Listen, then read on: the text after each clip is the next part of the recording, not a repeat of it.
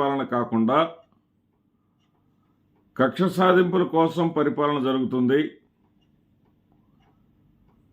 ఏదైతే red book రాజ్యాంగం అమలు జరుగుతుందని ప్రతిపక్ష పార్టీ వైఎస్ఆర్సీపీ విమర్శిస్తూ ఉందో అది వాస్తవంగా కూడా జరుగుతూ ఉంది అనేది దేశవ్యాప్తంగా ఒక చర్చనీయాంశంగా మారింది.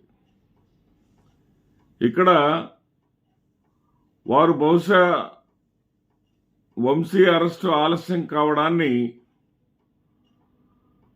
ఆ ఆలస్యమైనటువంటి సమయంలో వచ్చినటువంటి విమర్శలు ఏదైతే ఉన్నాయో ఏంటంటే నందిగం సురేష్ ఎస్సీ సామాజిక వర్గానికి చెందినవాడు, జోగి రమేష్ బీసీ సామాజిక వర్గానికి చెందినవాడు, వీళ్ళైతే మరి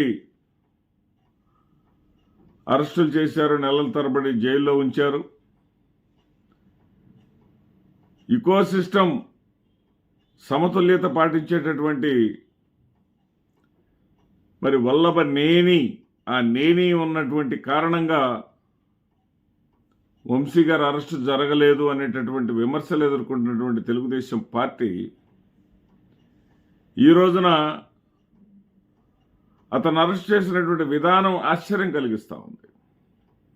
ఎందుకంటే విమర్శలకి సమాధానంగా అరెస్ట్ చేసిందా, లేకపోతే లోకేష్ గారిని సంతృప్తిపరచడం కోసం చేసింది? ఇక్కడ లోకేష్ గారు రెడ్ బుక్ రాజ్యాంగం అమలు జరుగుతుంది, రెడ్ బుక్లు రాసి పెట్టుకున్నాను, ఒక్కొక్కరి సంగతి చూస్తానని చెప్పారు. అదేవిధంగా ఈ వంశీ గారి గురించి, కొడాలి నాని గురించి కడ్రాయర్ల మీద నిలబెడతానని ఆయన చెప్పినటువంటి విషయాలు ఇప్పటికి కూడా గుర్తున్నాయి, వైరల్ కూడా అవుతున్నాయి. ఆ వీడియోలు సజీవంగా ఇప్పటికి కూడా ఉన్నాయి. అయితే ఈ సందర్భంగా ఆ లోకేష్ గారికి హైప్ ఇవ్వటం కోసం మరి ఈ రెడ్ బుక్ వల్లనే అధికారంలోకి వచ్చామనేటటువంటి భ్రమల్లో వీళ్ళు ఏమన్నా ఉన్నారా? ఎందుకంటే గత ప్రభుత్వం చేసినటువంటి తప్పులు కావచ్చు, పొరపాట్లు కావచ్చు, కొన్ని విధానాలు ప్రజలకు నచ్చక కొత్త ప్రభుత్వాన్ని ఎంచుకుంటారే తప్ప మేము అధికారంలోకి వచ్చిన వెంటనే ఒక్కొక్కడిని తాట తీస్తాం, తోలు తీస్తాం, రాసి పెట్టుకున్నాం, చంపేస్తాం, పొడిచేస్తాం అంటే ప్రజలు ఎప్పుడు ఓట్లు వేయరు. కానీ ఆ స్పృహ తెలుగుదేశం పార్టీకి ఉన్నట్లుగా లేదు. ఎందుకంటే వంశీ గారు అరెస్ట్ జరిగిన తర్వాత ఆ క్రెడిట్ మొత్తం కూడా లోకేష్ గారికి ఇస్తూ ఐటీడీపీ సోషల్ మీడియాలో విపరీతంగా పోస్టులు పెడుతున్న దాన్ని బట్టి నేను ఈ కామెంట్ చేస్తా ఉన్నా.